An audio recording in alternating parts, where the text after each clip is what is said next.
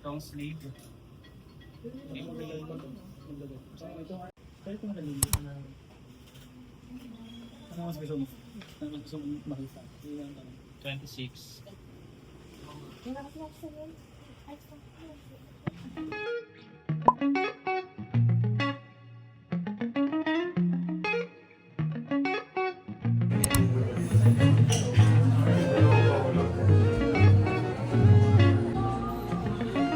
This coffee shop, Halcyon or Halcyon Slow Bar, parang bar din yata siya at night or whatever.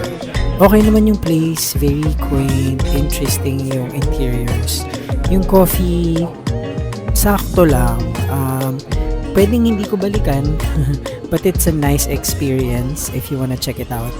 Please do!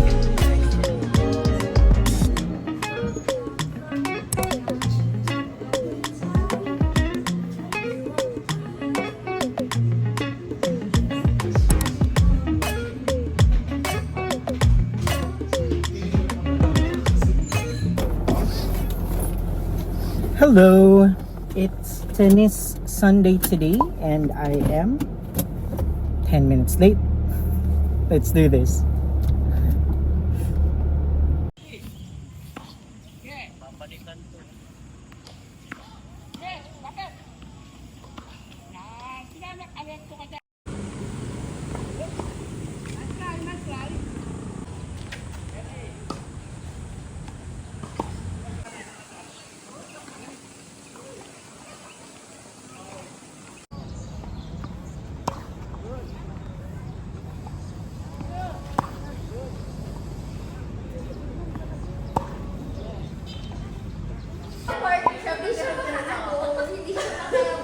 Pangko talaga has been one of our go-to breakfast places pag weekend. Ang sarap kumain dyan after tennis or after running or jogging. Masarap yung breakfast food nila, lalo na itong charred longganisa, isa yun sa favorite ko. And then we usually order pandesal with butter and strawberry jam. It's always a good combination. Kasama pa yung kape nila na sobrang sarap. So probably na-try nyo na sa Pangko. So it's really one of our favorites.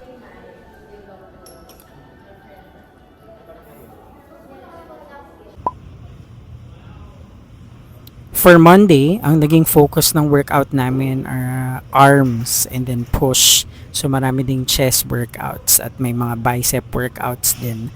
So itong workout na to, it's for the bicep. Para siyang version ng bicep curl, no? Using the cable machine. And then yung susunod naman na exercise na ginawa namin para naman sa chest niyan. Ang focus, push siya na workout. Pero ang focus niyan yung upper part ng chest, yung tinuturo ng trainer ko. Ang goal niyan is ma-workout yung part na yan para pantay naman yung chest natin, di ba?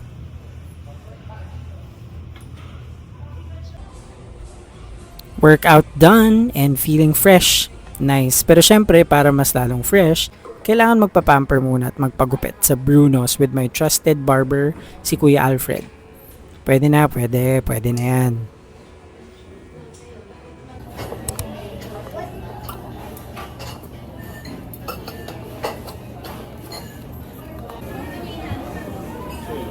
Dapat, pagkakain daw ng burger, hindi na hiwa-hiwain. Dapat, kamayin mo, ganyan. Ano yun? Steak?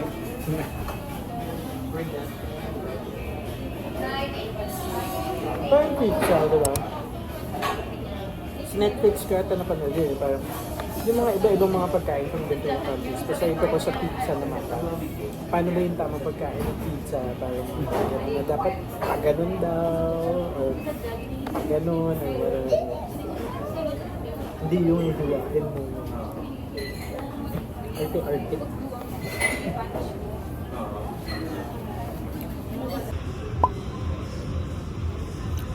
So for this Wednesday, ang naging focus naman ng workout namin would be back exercises. So itong parang reverse flies yung dating niya. Ang wino-workout niya yung upper back part ng katawan ko. And then ito naman, lower back, para siyang variation ng deadlift, pero isang arm lang tapos dumbbells. Para medyo light lang kasi medyo tumatanda na tayo. So kailangan sakto lang yung exercises. Ito naman yung favorite ko. Ano to? Parang leg race, parang version ng leg race. Syempre, dahil tumatanda na nga, mabagal na metabolism, medyo matyan tayo. So, isa yun sa mga solusyon para mabawasan yung tiyan. So, I think hindi naman ako nahirapan dyan. Parang madali lang naman yan for me. Parang lang ako naglalaro. So, yeah.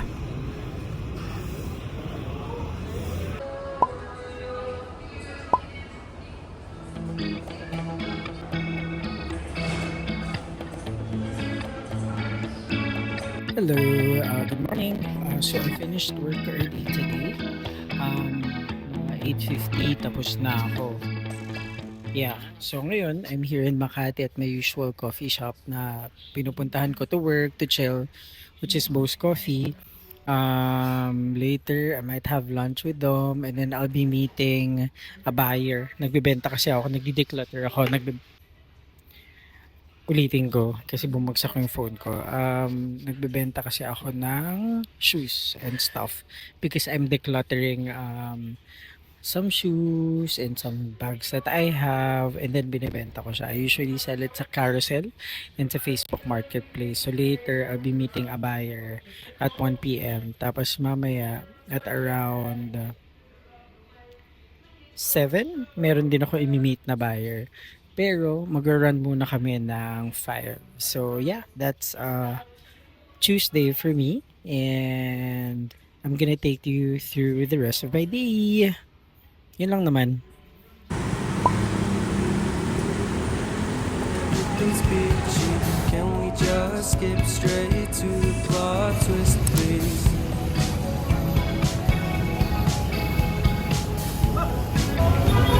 Inabot kami ng ulan. This is how we look like. Umuulan.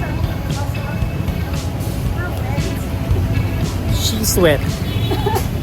Tapos literal yung song na basang-basa sa ulan. Oo, dapat kumakanta tayo. O, kanta ka na. Basang-basa sa ulan. Baka lalo lumakas.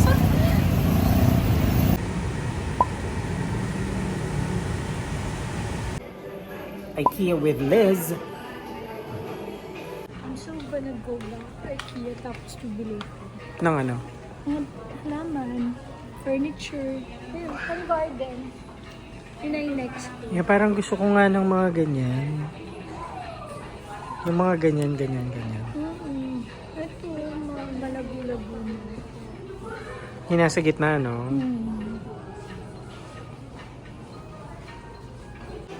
Nangangarap kami na magkakaroon ng sariling coffee shop. Nagpaplano na kami ni Liz ng Coffee shop. pagkakautangan. Pagkakakita. Pagkakakitaan. Yeah. Sana ganito yung idea. Friday group. Invades. Parkal. Invade talaga.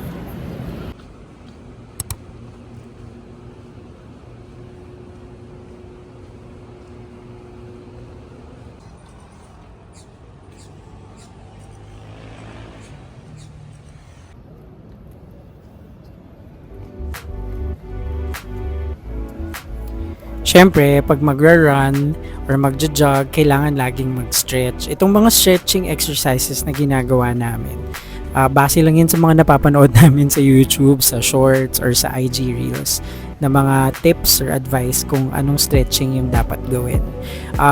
Matagal na rin ako nag-start mag-run tapos nawala lang and then ngayon bumabalik ako sa aking running era and I really enjoy it kasi parang freeing.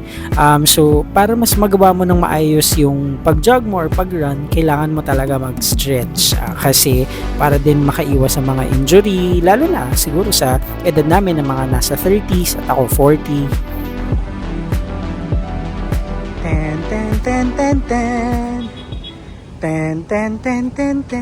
Finish line! Finish. Friday group. Wow, para kang kukunin dyan, ano. Ayan, oh. Friday group. Out. Hi, Liz.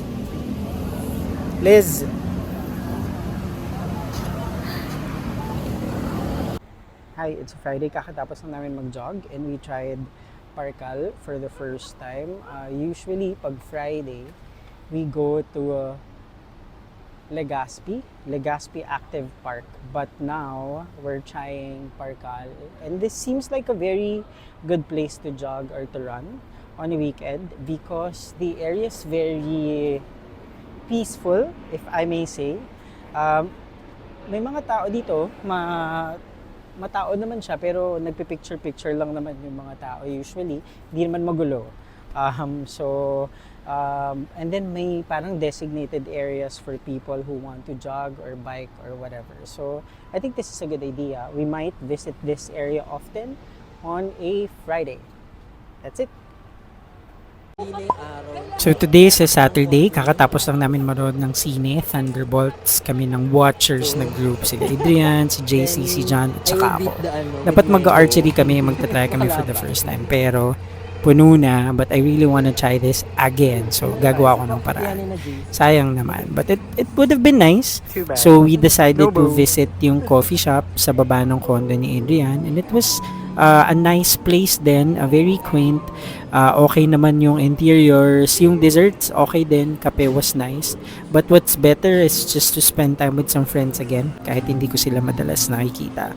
And it's nice to have people to talk to in terms of mga bagay na talagang malalim and worthwhile conversations. And I hope you get to have that as well.